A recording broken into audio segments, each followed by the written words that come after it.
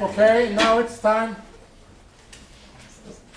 First of all, it's time to put off your phones. Silent mode. My name is Bernie Lindström, and I'm appointed by the faculty, the IT faculty, to chair this session where Master of Education, Sofia Serholt, is defending her doctoral thesis, Child-Robot Interaction in Education. And we have an opponent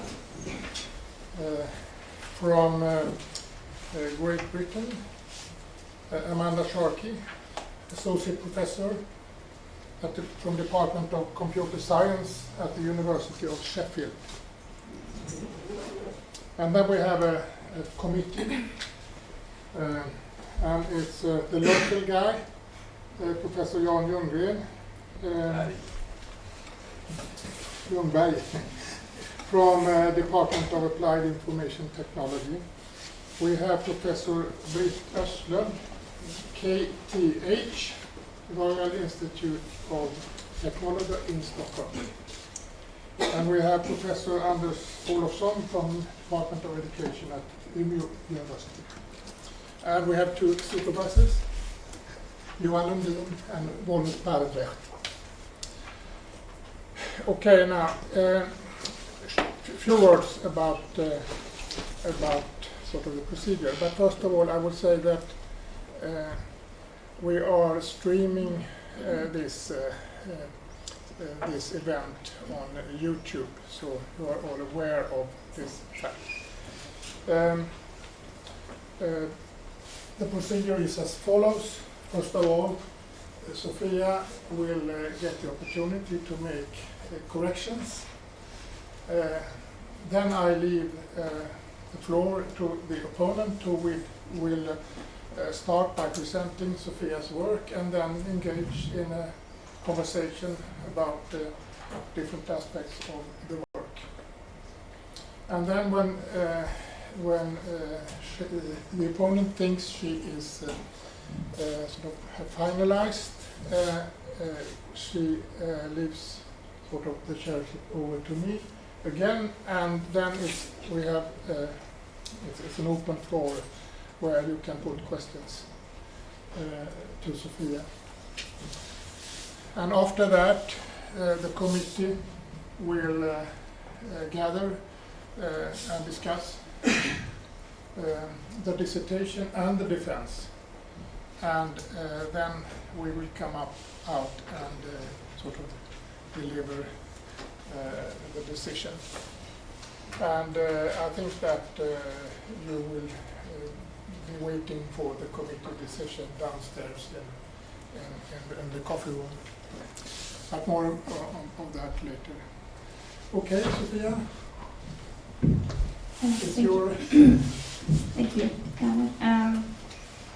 Right, so in the thesis I've discovered a couple of typos, not worth mentioning here, but in paper 5 as well, there is at the end of it, on the last page before the references, there's a repetition. I failed to mention the issue of privacy in that final sentence there, which should have been there. So instead I repeat myself and say same thing twice. It's on page 247. So it's the second to last paragraph. It says, grading student schoolwork were all undesirable practices. And then again I say, express a desire for a robot to grade their schoolwork. So there it should have been record them. So that was a mistake. Yes. That's all? Yes. That's what yes. Amanda, the floor is yours. Okay. So,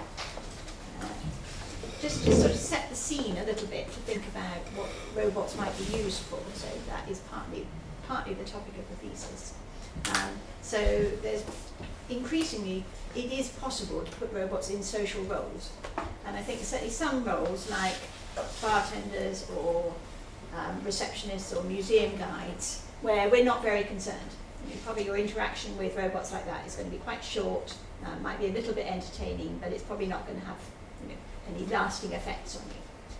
Whether those things will survive once they're no longer novel is as yet unknown. But when we start to think about having, as is the topic of the thesis, robot teachers, or perhaps companions for older people, or companions for children, then I think we need to be more concerned. And certainly, and particularly when we think about either children or older people as being more vulnerable and probably more subject to decisions made by other people. So I think it does seem very important. I think we'd agree that it is very important to look into where the disadvantages and the advantages. So one could see a lot of possible advantages for robots. There's often things that are touted why they're said to be a good thing.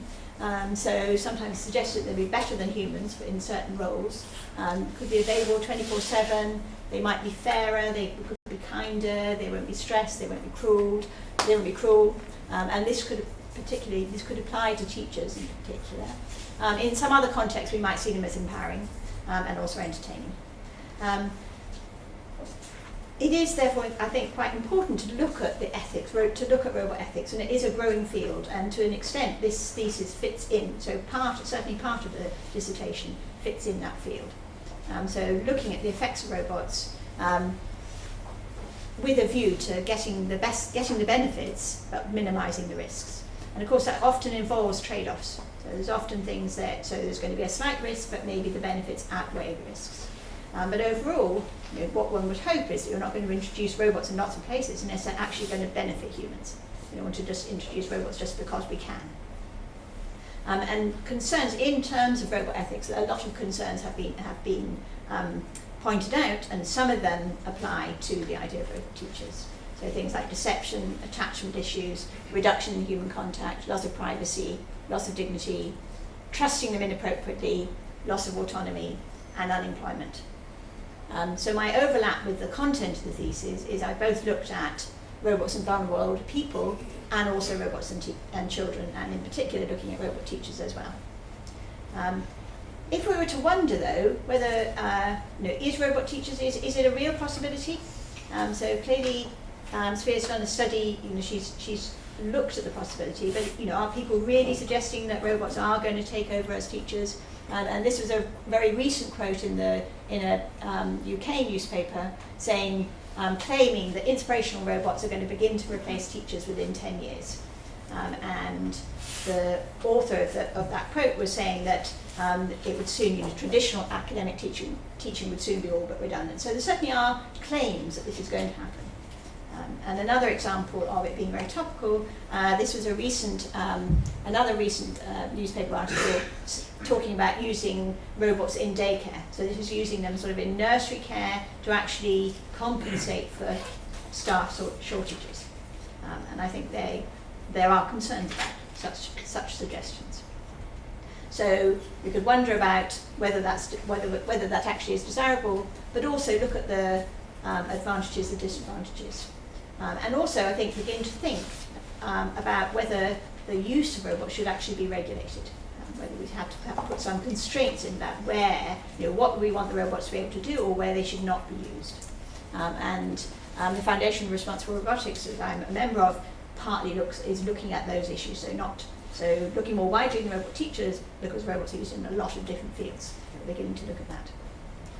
Certainly, so to move on to the thesis, certainly in the dissertation, what Sofia's done is partly frame it within the idea of responsible research and innovation, with the idea that in order to undertake responsible research, you actually want to involve the stakeholders, to talk about, to involve them in ethical deliberations. And she talks about how within that framework, we want to go for both anticipation, so describing both the intended and unintended consequences, also to reflect on what the underlying motives and purposes are, to involve the stakeholders, and also the sort of final phase then would be more to use the lessons from those stakeholders to influence innovations. that last step is a difficult one to undertake, I think, and she's got a nice quote in there from Selwyn with the example that quite often, particularly in terms of technology, the emphasis seems to be more on saying what the positive things are, just assuming that you're trying to almost sell that technology, rather than looking at what the problems are. And partly her dissertation is attempting to do that, to looking at some of the actual problems that surface when you're looking at it in more detail, looking at the reality rather than what one might imagine could be possible. She's got two main research questions, so nicely written thesis. It was nice and pleasant to read, and she's identified her two main research questions. So the first one being, how do children interact with a humanoid robot tutor in a school setting, and what implications does this pose for the educational use of robots? And also a second question, how do teachers and students view the possible implementation of robots in future classrooms in relation to educational practices and ethical tensions? And you can see how both of those could feed into the responsible research and innovation framework. So the work generally was carried out as part of a European grant, so part of the Emote project, and involved a Now robot torso. So there's a picture of a Now robot torso at the top that could deliver a script and also gesture as it was delivering the script. So in the project they used both the robot torso and an interactive table. So it gave a means for the children to interact with the robot and to look at that interaction. But the Now, as used in the project, didn't have any speech recognition, so the children couldn't directly talk to it, but it could deliver information to them. And also, but it did have some ability to collect information about the students' affective states, because they could use Microsoft Connect to collect some information about their emotional states. And there were two tasks: either following a trail on a map, so that involves the robot and one child, or a second task where they're using the tabletop and playing a game, an existing game, I believe, of sustainable development. So you'd have then the robot and two children playing the game. So in terms of the first question, looking in detail about how children interacted with the Now robot in a school setting, she reports three studies. So she's got 6 studies in all, and they are all either published as conference papers or submitted as a journal paper.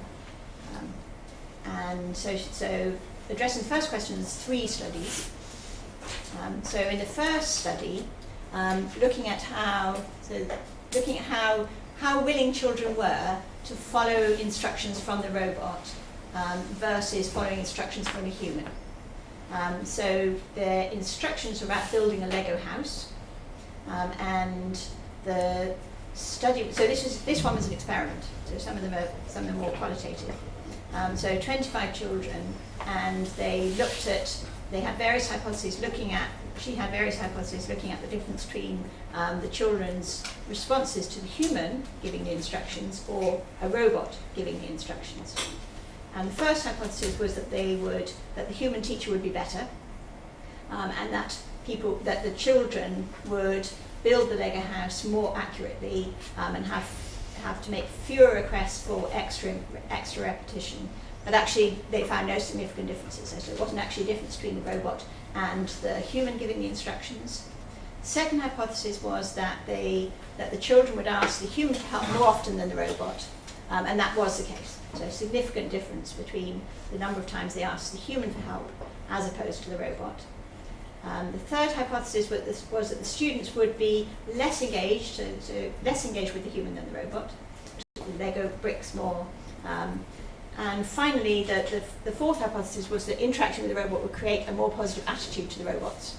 And they found that across both the conditions. So in both conditions, they're testing them before they interacted with the robot, or at the end of the study, their attitudes to the robots improved.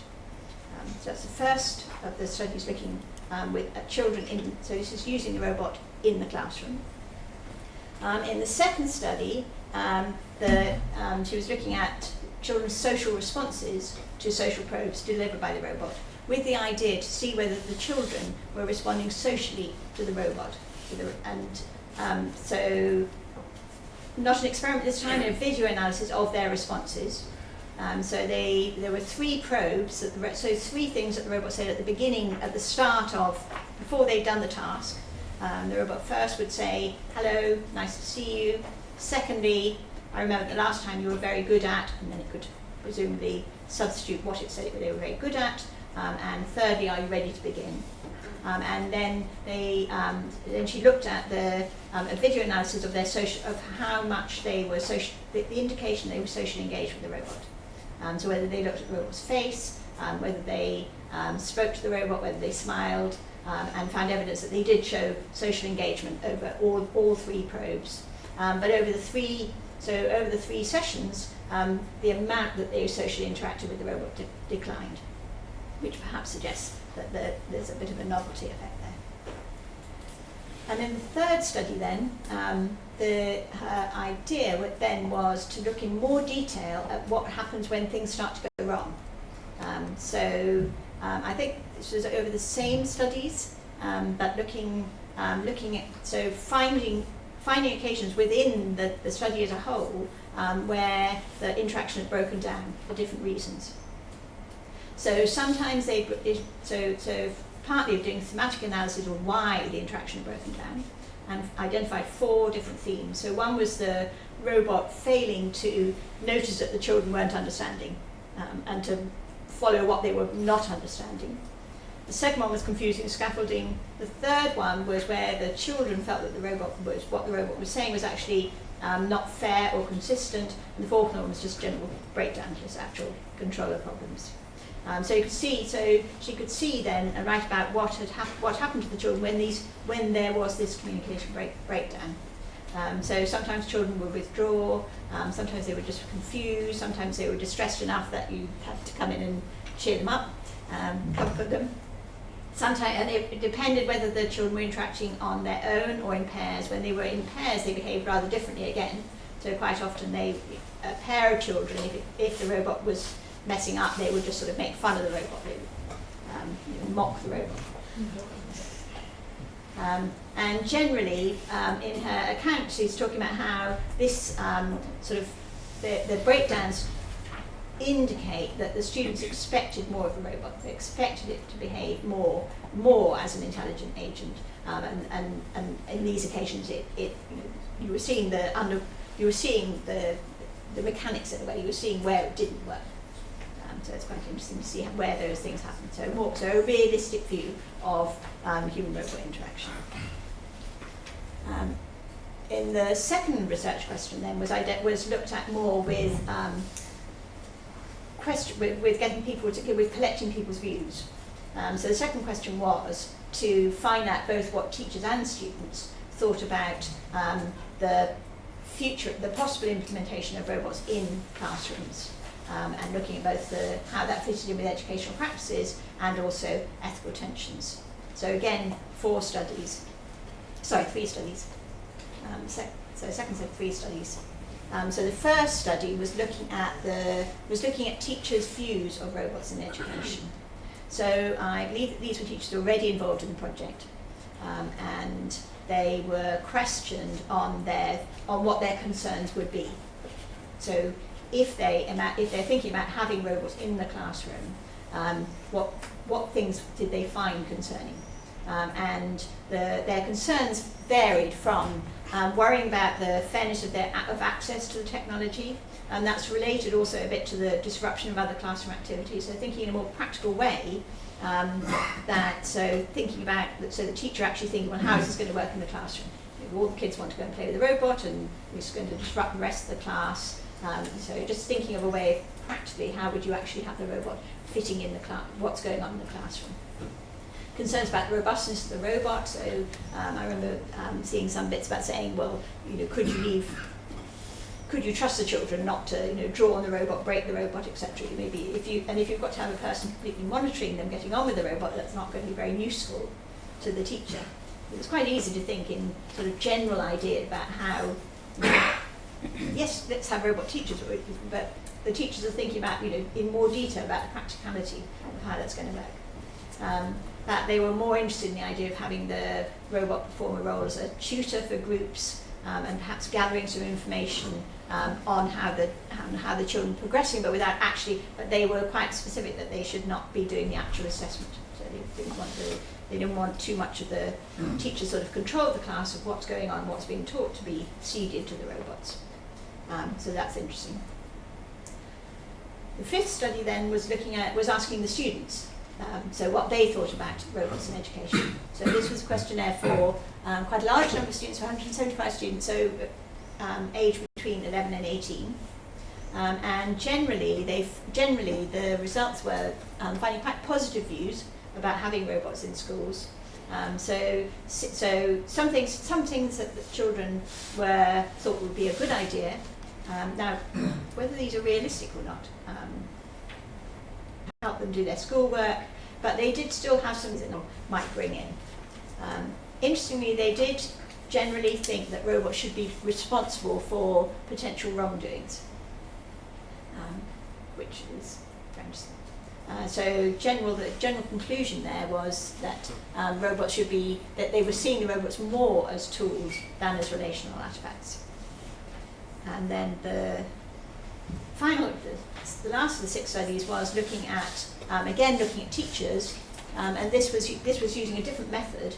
This was using focus groups of teachers in 3 different countries, and looking at what the teachers' concerns were. So the main concerns that came up were concerns about privacy, what information the robot is going to store, concerns about what the role of the robot is going to be in the classroom, and concerns about what the effect of interacting with the robot, or having a robot teacher, would be on the children.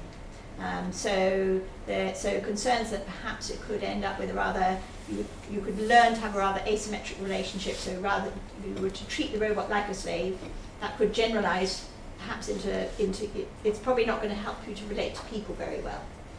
Perhaps that whole thing of being able to be, to just tell the robot, or to be unpleasant to the robot, or behave badly to the robot without any repercussions, could be bad for children. There's also concerns that perhaps children might come to prefer the robots and to learn from them rather than learning from other people, and concerns that interacting with the robot in that kind of way could affect their could affect their socio-emotional development, and that children really need to spend more time children, particularly the younger you go, this is more true, need to learn how to interact with other humans, and perhaps spending a lot of time interacting with a robot is not going to help that. And they also had some questions about responsibility, who would be responsible if things were to go wrong. So that's my summary. And yes, so it relates. So I have a paper on should we welcome robot teachers, and have brought up similar concerns, but not without an empirical basis. So it's quite nice to see some of the similar concerns that I sort of imagined being reflected in the teachers' concerns. But in that, I was also looking a bit at what kind of role the teacher should, if you're going to have a robot in the classroom, what sort of role it should have. So more concerning to have the robot as a complete classroom teacher, or more concerning and also less possible. But one could also have the robot as a companion or a peer, or perhaps as a care-listing companion, so something that you have to teach and look after, or as a telepresence robot. And I guess that the now robot in that case is a sort of mixture of a companion and a classroom teacher. Okay, does that seem like a fair summary of? Yes, thank you very much. It was. There were just a couple of things that I just, very small things, not sure it's worth mentioning, but in regards to the measuring of the affective state of the child, we also use this OCOW vision software. That was part of that. It was not just the Connect, but yeah. Also hypothesis 3 in paper 1 was the other way around. So we hypothesized that they would be more engaged with the human than the that's the other robot. way around. Yeah, but it's, yeah, I just thought I'd mention it. That's the only thing. Right, so now I can move on to ask you Yes. some questions. So first of all, I had a few sort of detailed, specific questions about the particular study. So these are sort of smaller questions in a way. So in study one, you found, so study one, where they were building the Lego house, you found there wasn't a difference in performance between the children who were instructed by the robot or by the human. And I wondered whether, did anybody make errors, or was it just that the task basically was a bit too easy for them? Well, the task was designed to be easy because we wanted to study more of their willingness to follow these instructions rather than their ability to do so. In that particular case, as we wanted to compare it against a human. So, of course, there were some cases where they didn't succeed in building the house, but that wasn't the point anyway. They wouldn't be able Because to I do think in it. the paper, I don't think you say how many people No. got it wrong, No, exactly, no. but some did. Yes. And the second hypothesis was that they would they'd ask the human to help more than the robot. But I think in the instructions they were told that the robot couldn't understand speech. Right. So presumably that would be a reason for not asking the robot. Well, actually, we didn't tell them that. We said that you're not supposed to ask or the robot or the human won't be able to give you help in the study. That's not the point of the study. So the only thing they'll do is repeat the instruction. So that's all you need to do. And despite this, they sought help from the human, even though they weren't supposed to. But of course, with the robot, this didn't occur at all. So. Right. Okay. Right. But they were So- given the same instructions in both. Yes. Yes. And for the fourth hypothesis, that they would have a more positive attitude to the robots. So they in both conditions, the human and the robot one, they both developed a more positive attitude at the end. Yes. And it occurred. So is it possible that it's just because it's the second time they filled in the NARS questionnaire? I mean, why did they change their attitude when they just seen the human? I mean, I think it might have been just meeting the people there, or the researchers, and getting this kind of familiar view of, oh, okay, so they're going to be here working with robots and studying this, and that's kind of the conclusion we drew in the paper, that this is one explanation. Of course, it's possible that it was just the fact that they had to fill it out twice that caused them to change, but then that would be an issue with any pre and post kind of, yeah.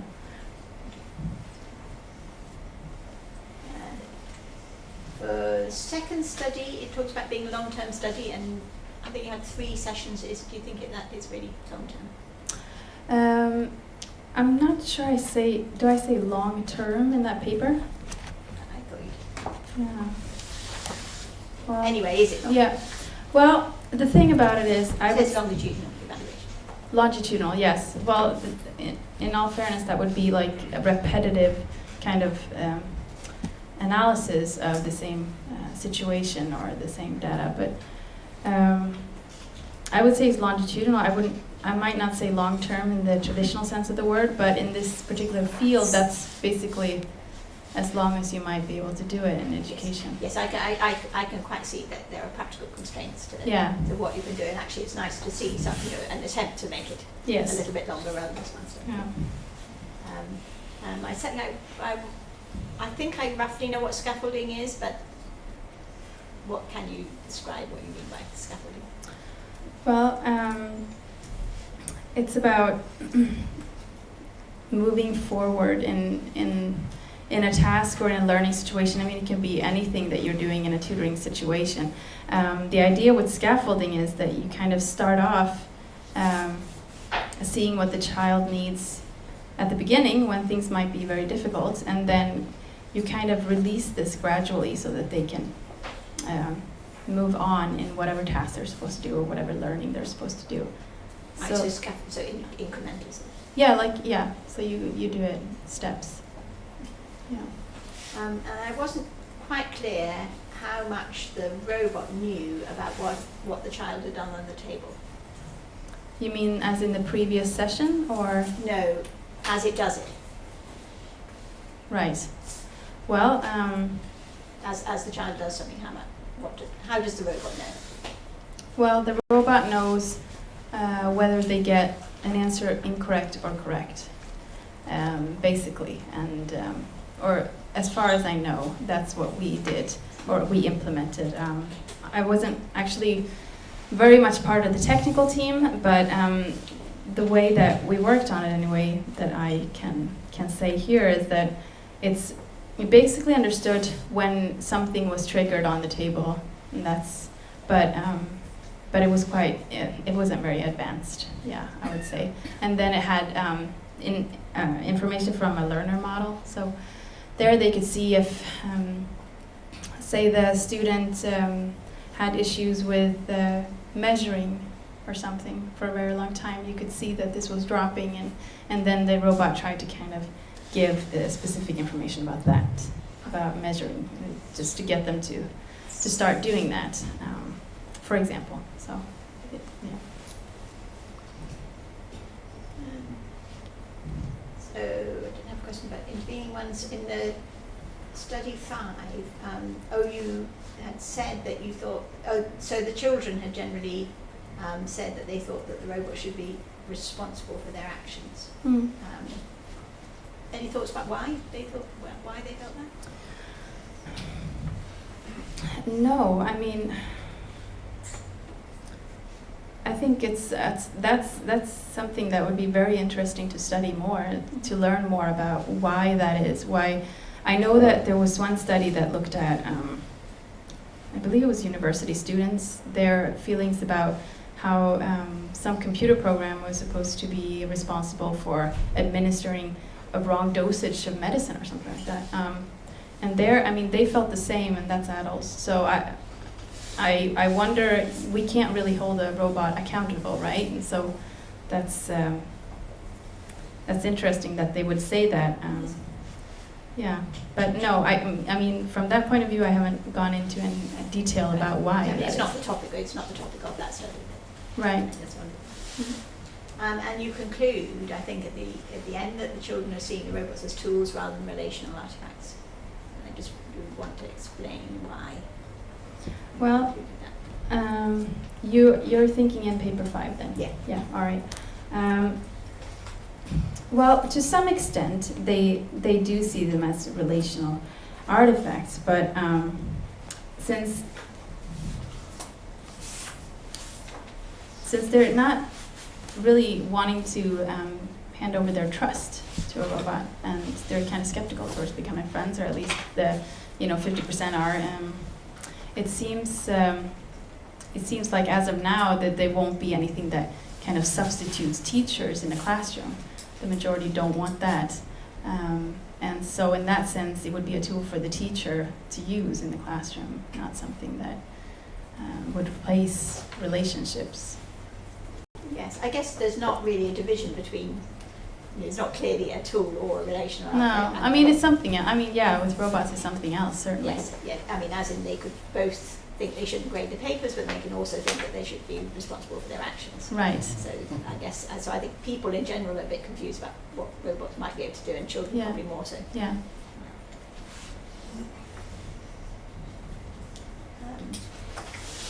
In study 6 then, you're talking to the teachers about what they think the concerns should be. So we've got various concerns, but I guess my questions were, well, whether the teachers knew enough about what robots are capable of to really, to be clear about what the concerns might be, and also how can we know what the effect of robot teachers might be. I think you did have a scenario in there that gave them a bit of an idea. Right.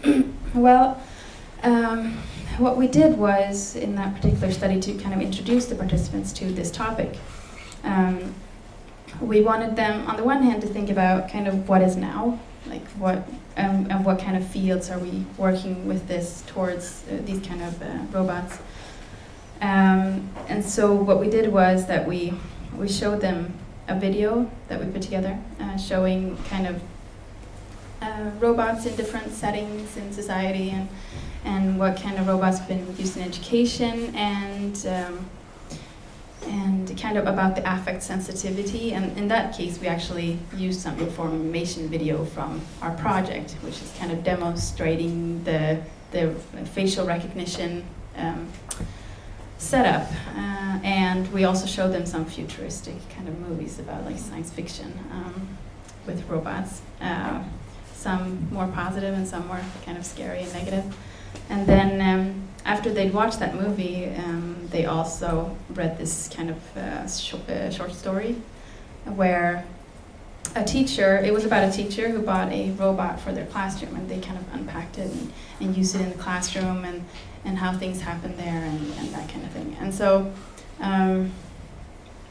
we tried to kind of get them to think about what ethical problems there might be with this, to see what they thought about that. I would say that the method was, it was easier to get them to start talking about those things than, say, compared to my first study with teachers, where they weren't really given that kind of introduction. And so, we can only speculate about where robots are going to end up, or what they're going to become when, or how much is going to be possible. But despite that, I think we still can talk about the ethics associated with it, and see whether that is a direction we want to take, and if not, then we should talk about that.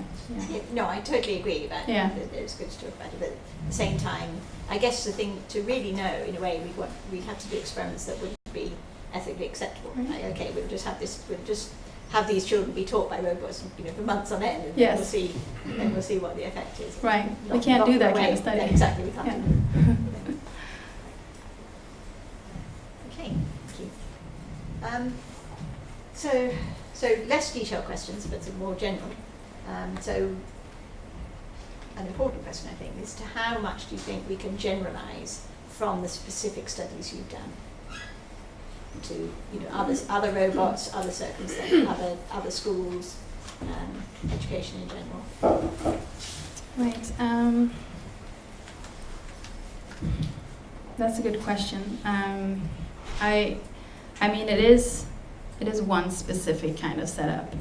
I would say that our setup is less advanced and kind of amazing to people than a lot of other robots are. And if this kind of simple setup, where you actually have this very fun interactive table that sets you apart from this robot, then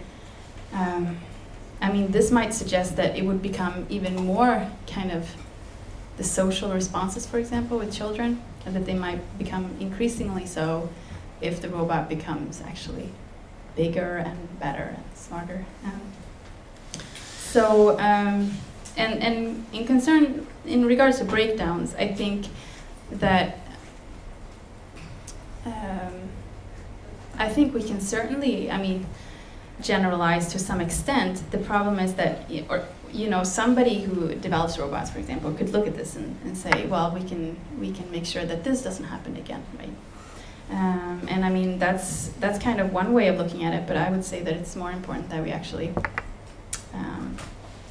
talk about the fact that there is some kind of issue here at play, and even if we say we develop empathic robots, the question is whether they actually are empathic.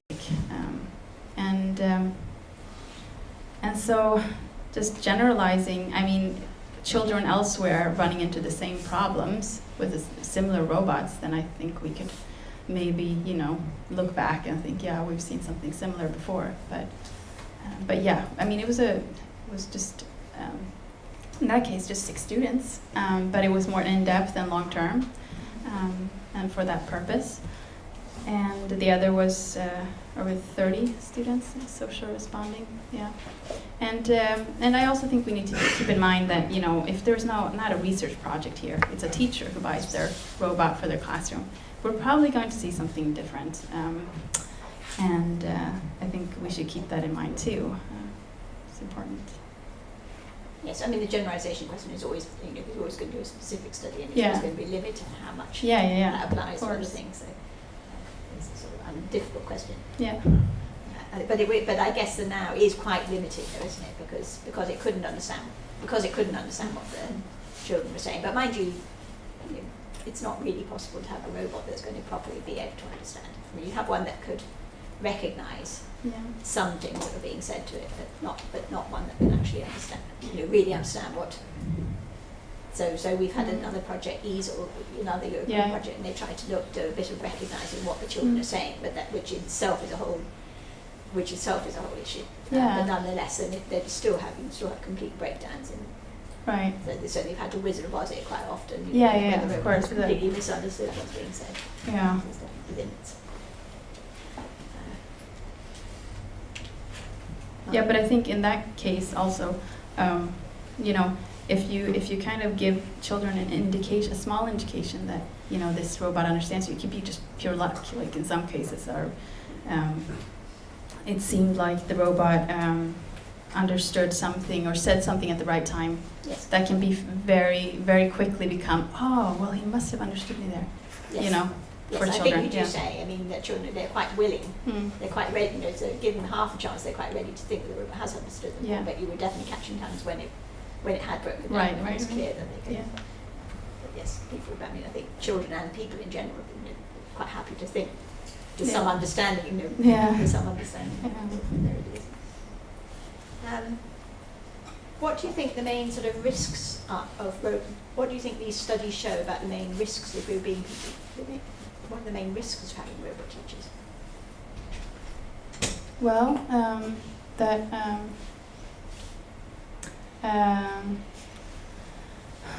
I think that,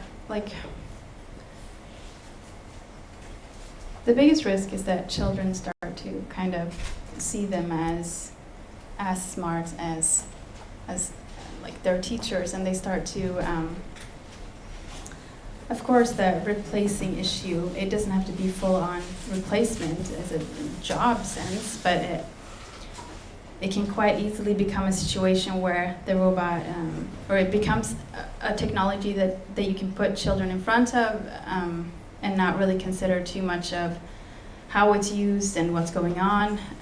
But I think also another big concern is about the data that needs to be stored and where it's going to be stored, especially affective data, which is very sensitive, and how that can be used. And yeah, I think that's a big risk. Yeah, we don't know anything about it, how it's going to be regulated, and I know you guys are working on that in Responsible Robotics group, which I think is great. Yeah, I think we need more of that kind of thing, because we're not really prepared for these things, I would say. Yes, certainly I've heard it more in the context of robots with older people, but quite sort of scary things suggesting that people who are going to put the robots in there are only going to want to do it really for the data they're going to get back. And Yeah. it's probably similarly, Yeah. possibly in the classroom as well. You Right. can collect all sorts of data that would vary between just things to allow you to understand what the children are saying, but also data about what their interests are. And Yeah. so, definitely concern. But I think the other thing that your study suggests is also the sort of limits of what Yeah. robots can do. So Yeah. there's a risk that they could be used inappropriately Right. beyond their capabilities. Yeah. And also, I can safely say that if we put this kind of setup in a real school with a real teacher and just say, here you go, have fun, it's going to just be, they're just going to leave it there, because they're not going to have patience working on that like I did in the school. Yes. I mean, I think there's an awful lot of hype about thinking robot teachers are coming. Yeah. Yeah. They're not very clever. They're not actually very near. Right. But it's still useful to anticipate. Right. It is. So should we be trying to go down that route? Right, exactly. Thinking of reasons why perhaps it might not be. Oops. Another sort of big question in a way is, so you've looked at the concerns of stakeholders, that is to think about, so you can talk to the children, talk to the teachers, find out what their concerns are. But if you're doing within the sort of responsible research innovation, how do you use that? How can one find a good way? So this is sort of going beyond your studies. Yeah. But so if you're thinking about that framework, how can you use that information to do things right? Well, I would suspect somewhere that if all these things were going to be taken into account that we've kind of raised in my studies or the teachers talked about and the students voiced, then we wouldn't have robots at all. But people don't want to hear that, so what can you do? I guess I would say that you have to actually, someone needs to work on, if you're going to make this a commercial product, I would guess that's the direction it would go in. Like it would be something that, a school could buy from a company. I think that it needs to be responsible innovation in that sense. It just needs to be. And if that doesn't happen, then, there's a risk it doesn't happen, that there is no responsibility in those kind of companies. But if people want to give it a go anyways, I'd say to teachers anyway to be careful about it, like what they buy. And, yes.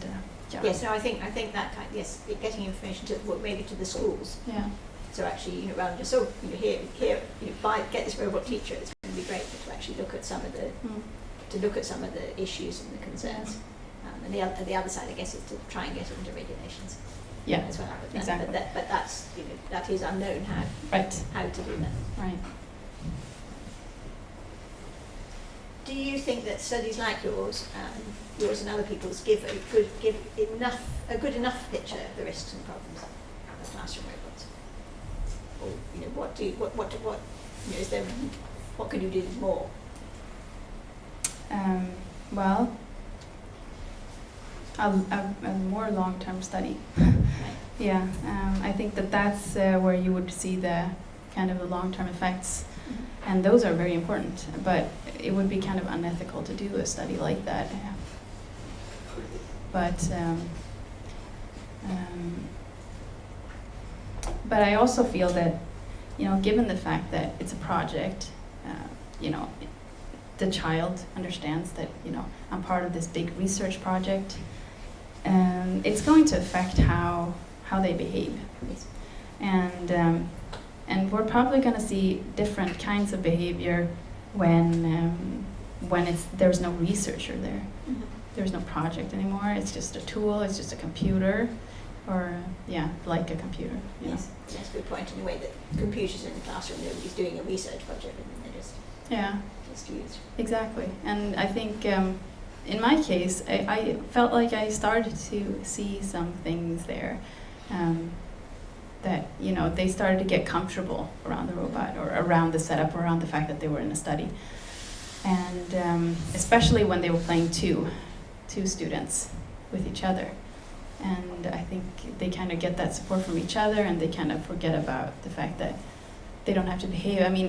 You could tell that when they actually mocked the robot, as I've written about, that's never something that they showed to me when I was in there.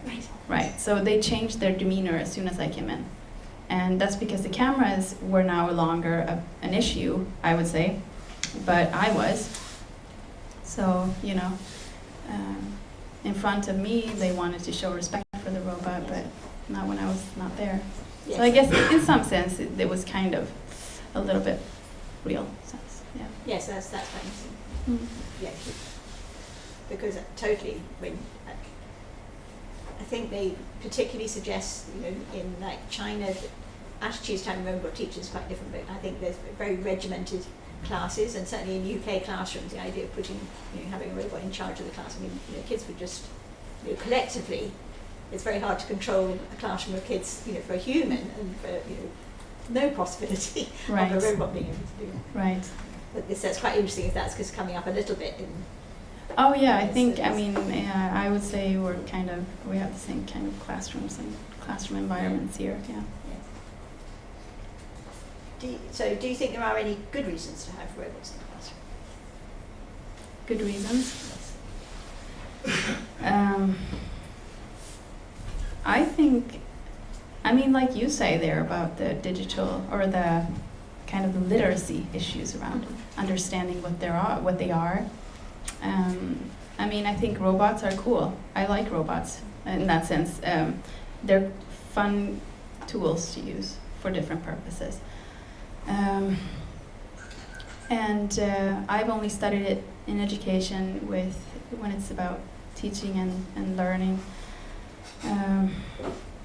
But I mean, I think it's important to be honest with students so we don't deceive them about what a robot can do and what it understands. And even if it becomes sentient or, can understand everything about you, I'm not so sure it's a very good idea, given the circumstances and given everything I've learned from stakeholders and things that, Yes. yeah. Yes. No, I like the idea of educating. I mean, that if you had the robots in the classroom more, if they're trying to make you look at how if they're trying to program the robot, then you have more of an understanding of what it could understand, Right. what it could do.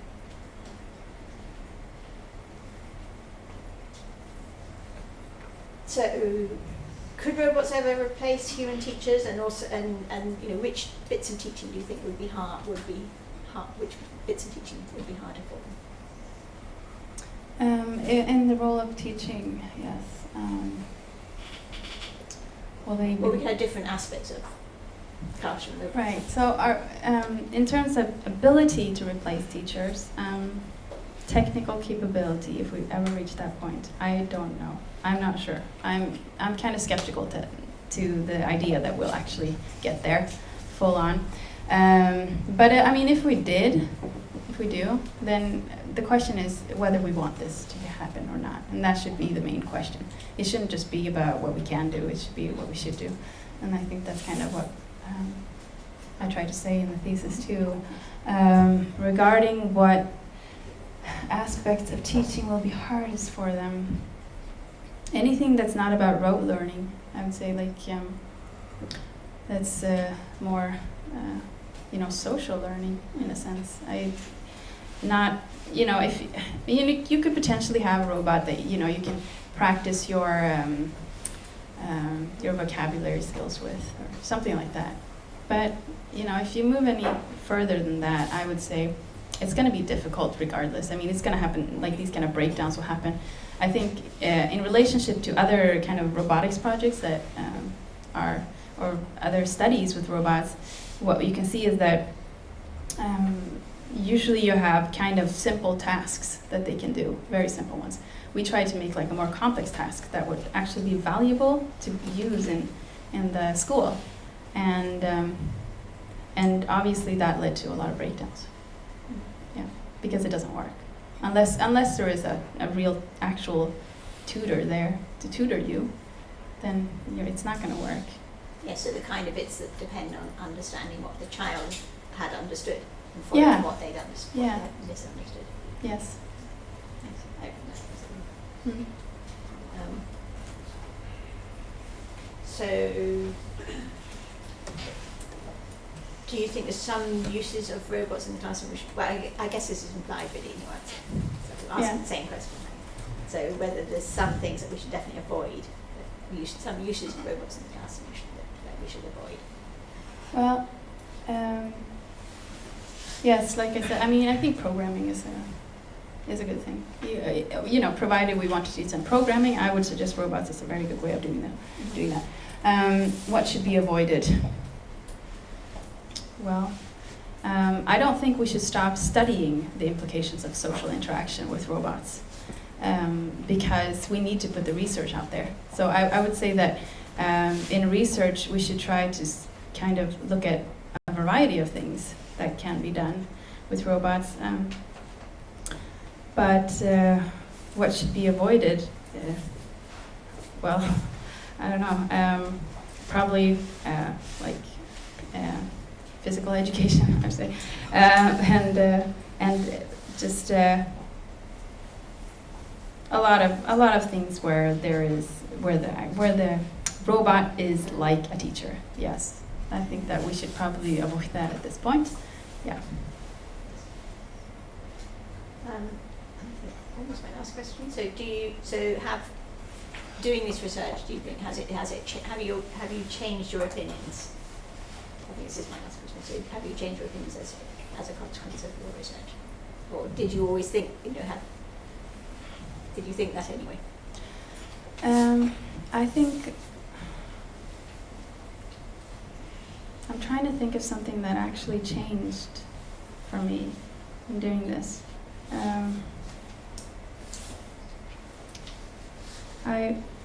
I never thought, going in, I never thought that children would really interact socially with robots, because they know, that's my view of children. They understand this. They didn't know it's just a computer.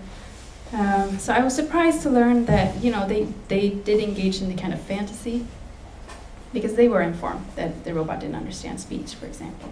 And it's very interesting that they actually talk to it. Why is that? But in my opinion about robots, I didn't know much about robots when I started this research. And so I've kind of learned about it, and I've realized that, it's not like what you see in science fiction at all. And sometimes it's not even like what you hear on the news. It's everything is very much overstated, kind of, yeah. And so you have to be kind of skeptical. And of course, regarding responsibility and privacy and all those things, I've learned that throughout this process, and turning to teachers and students, of course. Yeah, so. Right. So the things I liked, so I think one of the things often is missing in HRI is this sort of longitudinal data and looking in detail about particular robots in specific realistic settings. I think that's what I liked about the dissertation. And also sort of in ethical discussions, quite often robot ethicists will talk about robotics in very general terms without looking at a particular robot. So it's nice to sort of ground that discussion in a specific robot, rather than just imagining some robot that is sentient and can do things that are not practical, and also to have some empirical data. So I like it for those reasons. And I also liked, I hadn't come across the Colinbridge dilemma before that you wrote about. Yeah. So basically, there's a point when it's easy to make changes, and then you can't really imagine that you're going to need the changes. And when it's clear that you need to make the changes, we've already gone down that route. It's now too expensive and time consuming. So we're trying to do things at the early point. Yeah. So, right, I'm happy so. Very interesting to ask you those questions and hear the answers. Thank you. Okay, thank you very much.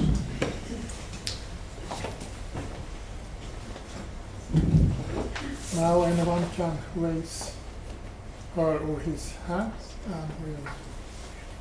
Britt. Okay, thank you.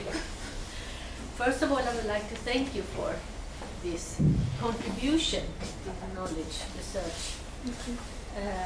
And I think that this dissertation will be very important also for other fields than teaching, education, and children.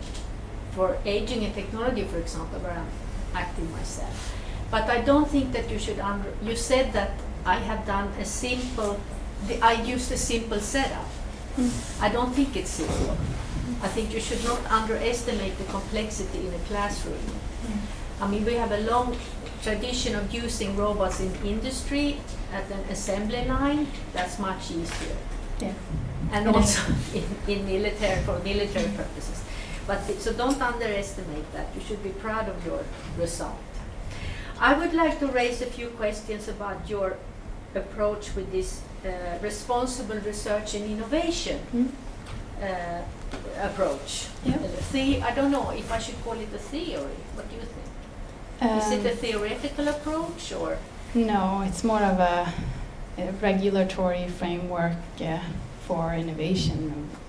practices and research, just how to So move what it. is your theoretical approach in the dissertation? Well, I don't have one, other than the research perspectives that I'm using to look at interaction on the one hand and ethics on the other. So this thesis is primarily driven by data and kind of associated with those things and those ideas that we've seen regarding social interaction and ethics. And do I understand you correctly that you want to contribute to change, to improvements by using robots in classrooms? Is that right? You have a normative approach here. Well, no, I mean, the idea to work with robots in the classroom is not something that I started personally. It's something that I'm a part of, and as such, I can fulfill a function. That you can have a function where you're just studying how, like, what specific things about robots that you need to improve in order for them to function in these kind of environments, or you could consider, raising like what issues are there, and depends on what framing you want to choose. But this is just my role in this field, I would say, rather than me building robots to help. I want to study robots because I want to be a part of that research. No, I don't want to advocate for either or, kind of. Yeah. So this responsible research and innovation approach, was this something that was already already defined in the EU project? No. This is your Yes. approach. Yes. So we because had we had user-centered design as a part of the project, and what I wanted to do was kind of look at, all right, we have this kind of, well, you don't think it's simple, but I mean it's this kind of state of the art right now, this robot.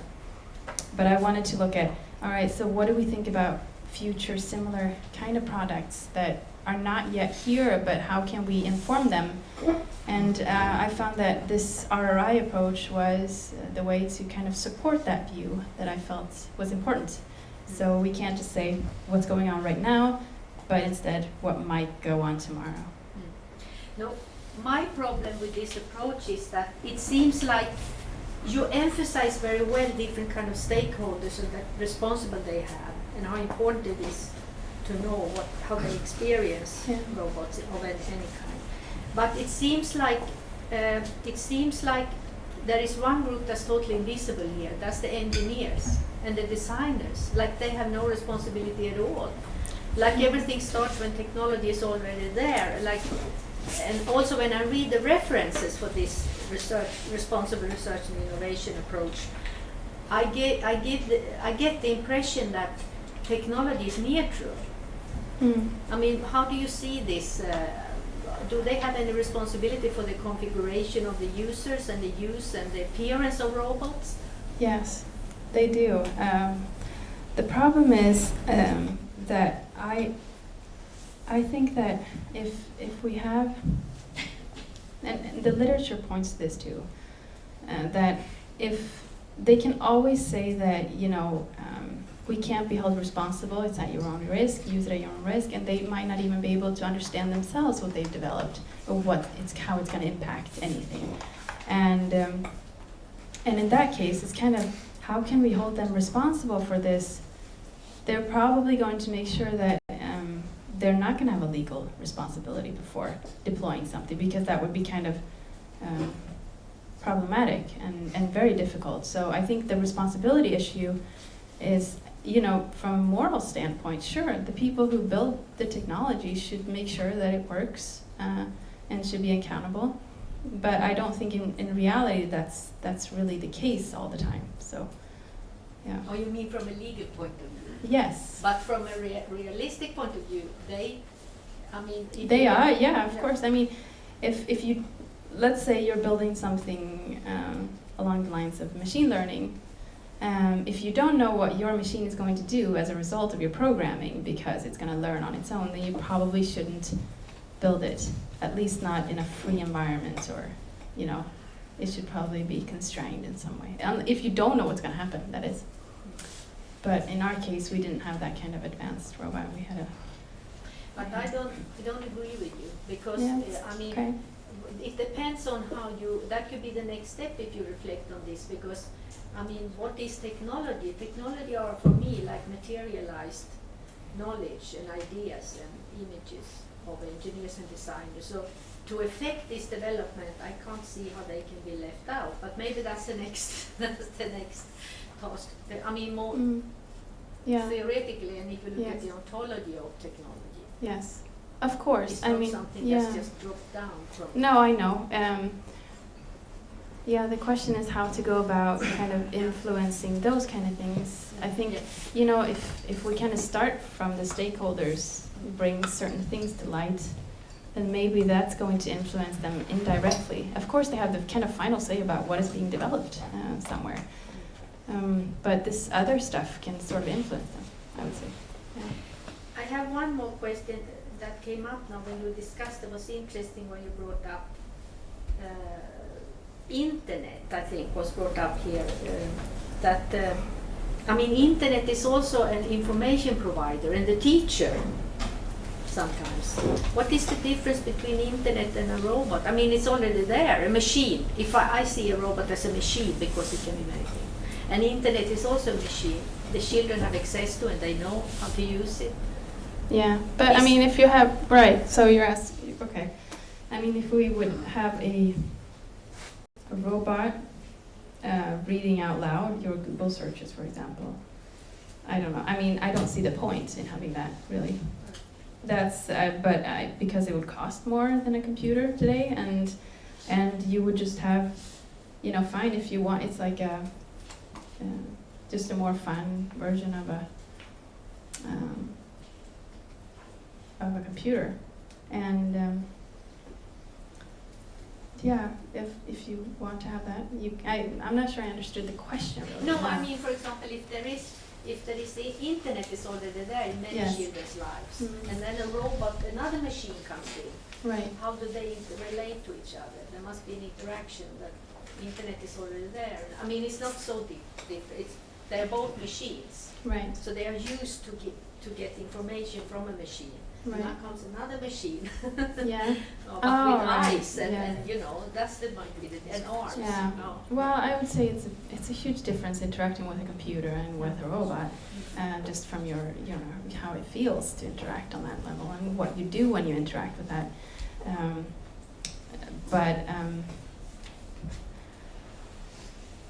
I mean, if robots are perceptive and they record you as well, I mean, you know, you can at least avoid that with a computer. It's not going to document your affective states, hopefully. So, but the problem, I guess, with robots is that it might, and this is not very visible for children either. So I think you should be careful about that. Yeah. Thank you very much. Well, thank you. Anders? Thank you.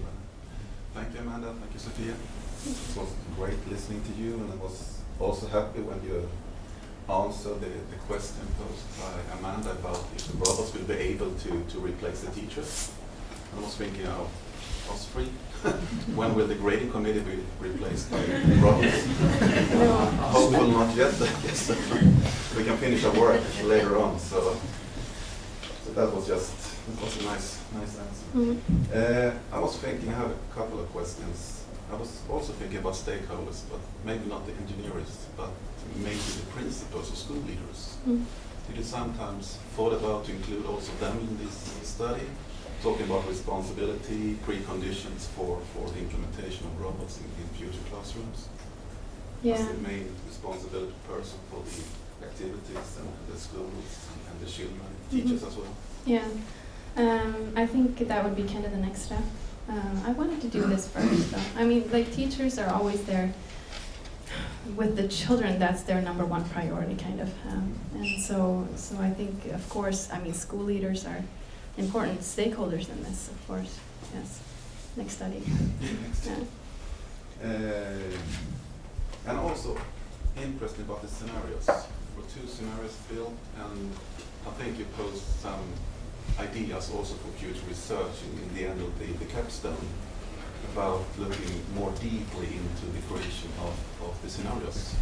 It was page 77 or something. Might be. Okay. It doesn't matter. All right. You can see 76. Sorry. Right. What do you think will be the main issues, the most important aspect when considering designing the educational scenarios for this kind of studies? For example, from an educational point of view, or for a didactical point of view, or for that reason, an interactive point of view. Do you have any thoughts about that? Could you just ask the beginning of the question I again? was interested in how to design the scenarios, which kind of scenarios was used, and what kind of scenarios will have the potential to be used. Because the scenarios will probably create some conditions for the children or students to work with the robot. Yeah. And in a way mediate the interaction between the human and the robot. Yeah. For the future scenarios, do you see any important aspects, for example, education aspects or didactical aspects, when designing this kind of scenarios for future studies? Well, I think here, I mean, if you look at my paper on breakdowns, I think you can get a lot of lessons learned there about just design and how to get some flow in the activities that are being conducted, and what kind of expectations you should have on a robot. Say you're doing this kind of spatial activity with a robot, then the robot needs to be able to see what you're doing, not just rely on a table that sends input, especially if that table has a faulty touch function. So I think that's, I mean, really need to consider kind of what we put forth in terms of design, what it seems like it's supposed to be able to do, and what it then does, regardless of what application you choose to do and the scenarios you choose to do. So I think making sure it's coherent with all the different components, that everything works together, and then I think that we can learn a lot from teachers there, like what kind of activities actually facilitate learning, and not just think that always engineers should go their own way, instead of asking teachers and that kind of that field, I would say, yeah. I have 2 more questions, and you can choose if you want to answer the last one or not. Okay. It Right. might be of sensitive nature. All right. The first one is about collecting various types of data set in various ways, and data collected in different countries. More of like you have used video in these close-up studies, interviews, observations, and you have used questionnaires and so on. Do you find any challenges with aggregated the results from each study to an over-aching level? To put together the results from the different study to make aggregate on the overall to make some general conclusions and so on? Well, I think that main study there would probably be the ones with teachers, right? That you're thinking about. The students, it was the same questionnaire, so there it's kind of straightforward. But with teachers, I mean, of course, it's always a struggle, kind of, to do thematic analysis. And it's time. It takes time, and you have to kind of know that it takes time when you go in. You just need to know what you want to look for, and I found, because I was thinking about that, if there were actually, do the different cultures reflect the same view? And in essence they did. And then sometimes they would say different things about, they have different experiences and stuff. But no, I mean, I didn't think it was too difficult anyway, to do it. I got a lot of support from my co-authors as well there, so of course we worked together on that. Yeah. Nice. And the last one was, as you can choose to answer, Yes, is all right. about the project itself. Yes. and to be part of such a great, huge EU project with a lot of stakeholders, Mm. with a lot of intelligence, efforts put in, Mm. and you have the aim of the project is quite positive oriented, Mm. enhancing, facilitating, all these kind of positive words. And as I read your thesis, you have, as you said, you didn't know much about robots when you started with this project. And I can trace, you have to correct me if I'm wrong, but the critical aspects have been much clearer all the way up till now, actually. Yeah. And you became, in a way, maybe more hesitant towards the use of robots in classrooms. Yeah. Have there been any problem to balance the aim of the project towards the understanding you have developed through your work using robots in the future classrooms? Well, I mean, first, you know, what you choose to study is always going to be kind of personal preferences somehow. But I think, you know, if you ask anyone in my project, they would say that, you know, I would go through everything to make this robot be the best that it could be in that situation. And that was very important to me because I didn't want the robot to not be like the best robot it could be, because otherwise I wouldn't be able to study it. And, you know, and despite that, we still ended up here with these breakdowns and things. So, I mean, the ambition was always there. It feels like two kind of different phases. When you're developing something, designing something, you're intent on getting it perfect. And then when you look at it from afar, or you move back, a step back, you can have different perspectives. But yeah, that's as good as I can say. Yeah. Okay, thank you for the answers. Thank you. Yeah, thank you. Okay, I have 2 or 3 questions, or mixtures of questions and comments. No. So we have 3 divisions at the Department: Informatics, Language Communication, Information Technology, and we had also Interaction Design. And your thesis, in a very nice and natural way, is relevant for all these divisions. And this says something about the high relevance of your thesis. But it also raises, of course, the question of theory and theoretical implications, and Britt already asked that question, so I won't ask the question in the same way. but one question from the opponent was, how can we know what the effect of robots in teaching will be? And if you don't know that answer, then you have to turn to philosophy. And your ethical issues, or your discussion around ethics, they could both be viewed as practical contribution and theoretical contributions, in a sense, I think. So, or at least you could develop them to become packaged as theoretical contributions. So I think that would be a nice way to go. I don't know what would your response to that be? Well, I mean, in that case, I think, I mean, as Amanda, your paper about robot teachers and, you know, different applications for robots in the classroom, I mean, we kind of arrive at the same kind of conclusions, but sure, I mean, that is definitely something that you can think about elaborating on. And I think a lot of people do that. In my case, I was more interested in the empirical basis of those ideas, see what people thought about them, specifically teachers and students then, in this case. You know. That's okay. Then I have a question on policy making. You know, the well-known Asimov's robot laws. One of them are a robot may not harm a human, or let the human come to harm. The robot can avoid it. So, and there is already a draft of European civil law rules for robotics. I don't know if you have seen them or yeah. Okay, so. And they list several issues related to 9 themes. And your thesis touch upon several of those themes. So like protecting humans from harm caused by robots, protecting privacy breaches committed by a robot, for example, or issues that you relate to.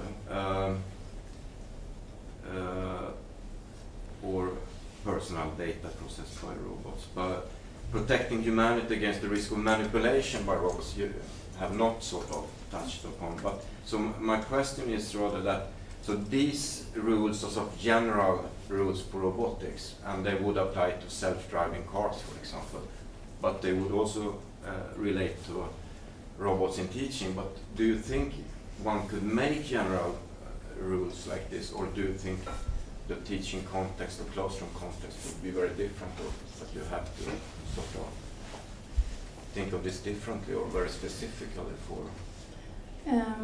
I mean, if there is regulation in place that engineers have to think about when developing, I'd say that's a good thing, because then you can think about those things and you can make trade-offs depending on if, you know, let's say I can't live up to this kind of rule or this law, then I shouldn't do this with this robot.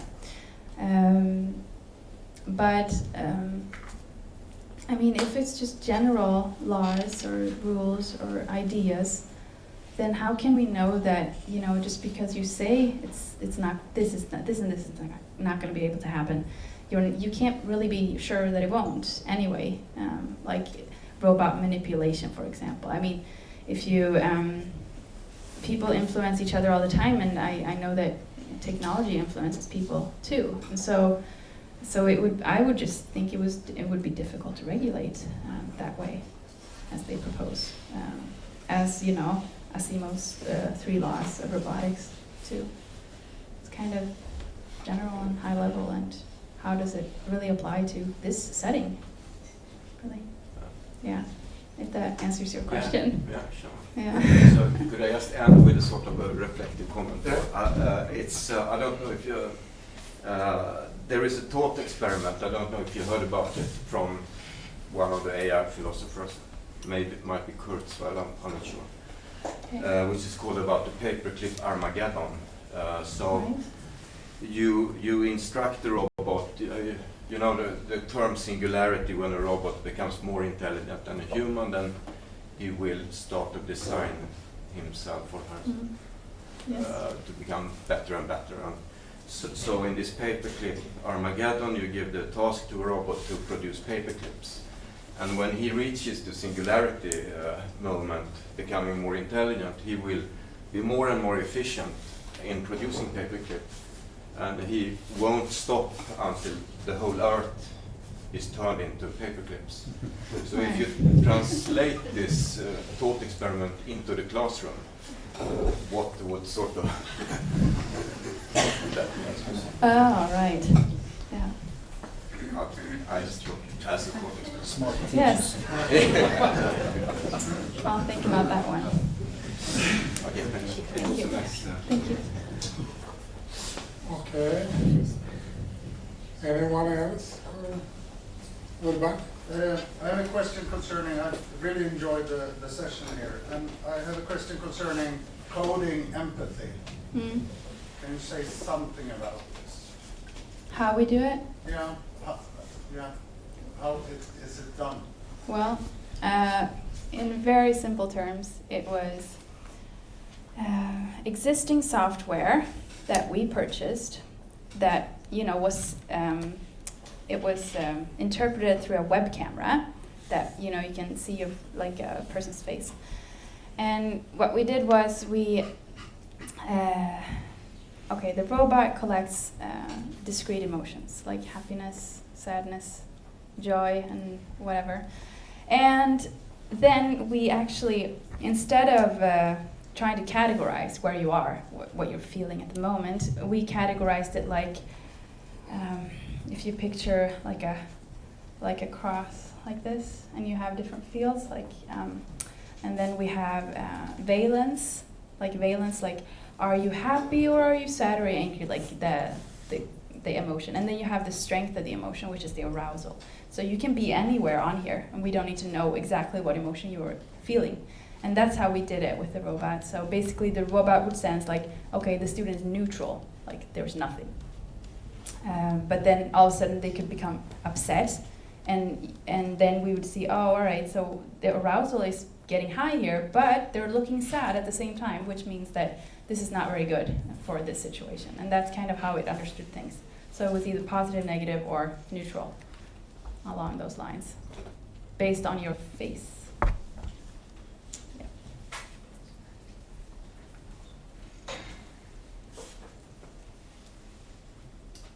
No answer, maybe. Take Well, one more. One question. Somewhere at the end of the kappa introduction, there's a hint. You refer to Youngblad, I guess it's Sara, about being doing your PhD work in this larger project. Mm. How was that?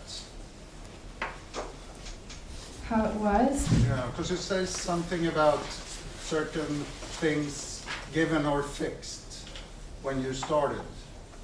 Yeah. Yeah. Yeah. Well, when you start, you're obviously kind of surprised that things are, like what kind of preconditions there are. That's the first thing I would say. You might think, oh, we're building robots that can teach. Okay, I can do a bunch of stuff now. But then, you learn quite fast that, oh, all right, so there's this and this and this, and maybe somebody already has some program that you're supposed to use, and that kind of thing. So I think first it's kind of a bit of a confusion coming into it and accepting that, all right, this is what I have to work with. And then when you move on, you start to get into the research, then you start to feel the same kind of situation, but in regards to actually studying this in the wild, for example.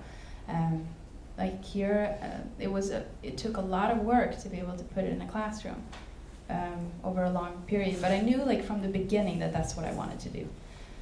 So yeah, I think you have a lot of amazing resources in such a project.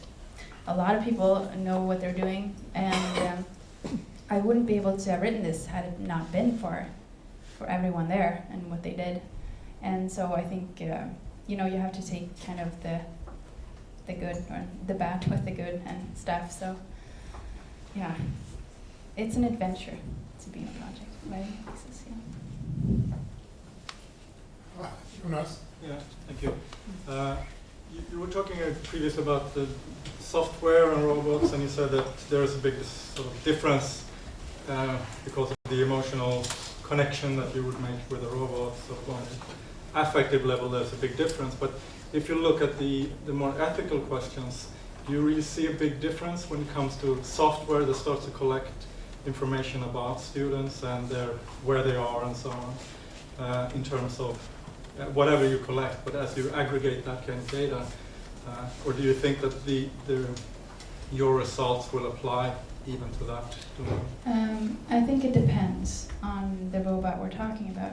Like when, in regards to the teachers that I've interviewed and discussed with, for them it's kind of like, all right, there's this emotional data on the one hand, which is very sensitive, because those are like emotional expressions that other people might not be able to pick up on. Like, say, it could be like measuring your pulse, for example, or your skin conductance and that kind of thing.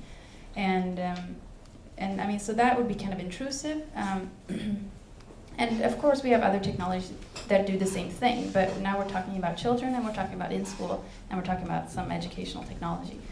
And I think that that's where the kind of difference is in it, because they are expected to share this stuff with the robot, which makes it more difficult. And that's what the teacher said in my studies anyway. So, but sure, you can apply it to a lot of different technologies, certainly.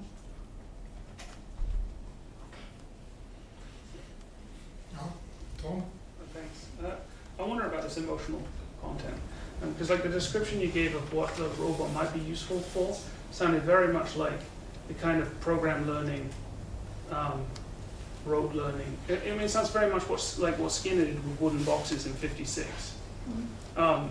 And so I'm sort of wondering, like, when you package that in a thing which can wave its arms around and can move its head, and does that engendering of an emotional response by the embodied nature of the robot, do you think that helps you design that schedule of rewards that that scaffolding that you would find in a program learning approach? Does it give you feedback that helps the program learning work better?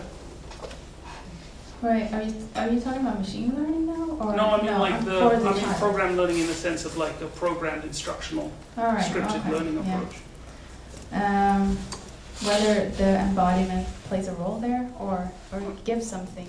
I mean, I'm thinking like all these program learning approaches, whether it's like it's a Skinner's teaching machine or Yeah. it's Math Blaster or one of these ed tech things, they're all designed to get feedback about the user and to shift their schedules of rewards and stuff as they move. And I'm wondering what opportunities the embodied nature of the robot gives them for reading the student. I mean, Right, okay, yeah.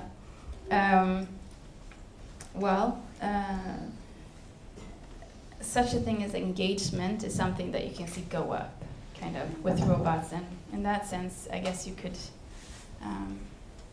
see that robots would make you more social, and then in that sense be able to capitalize on that and move on and give some reward. But I mean, I'm not saying it's a good thing to do those applications. I'm just saying that we should be careful with the other stuff, where there's some sort of relationship going on between a robot and a child. Then, if we need to have robots, then I would say, okay, let's move on, move forward carefully with that. That's basically it.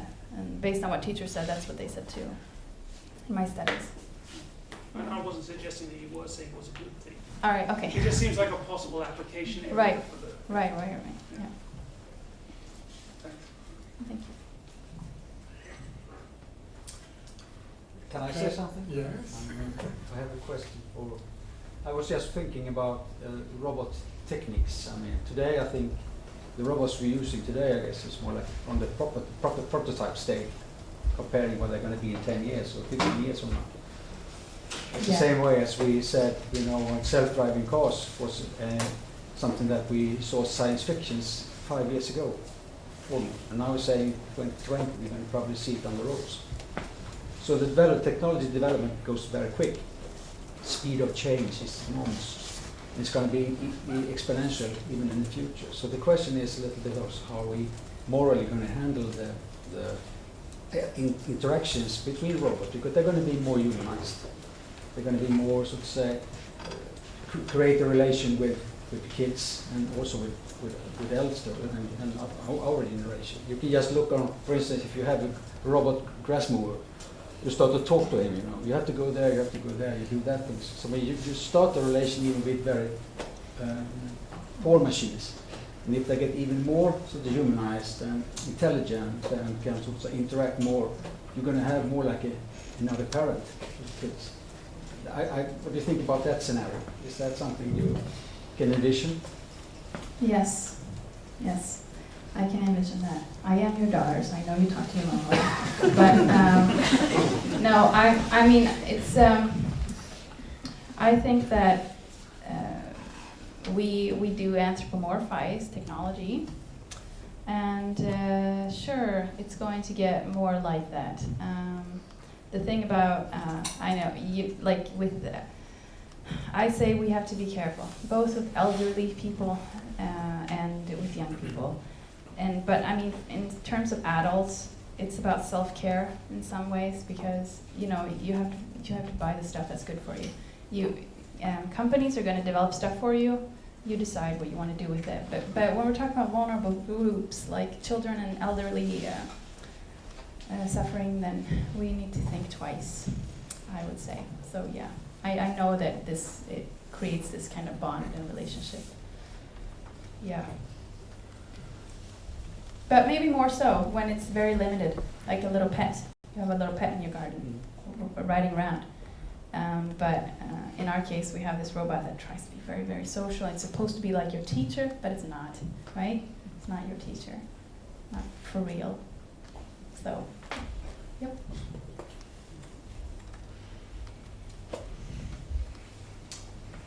Okay. If there are no further questions, we close this part of the act, and I will thank you, Amanda, and thank you, Sofia, for a nice conversation. Okay, so now the committee withdraw, and you all are supposed to go down there, perhaps. Is there a reception in the coffee room? To you guys people? Okay, thank you very much.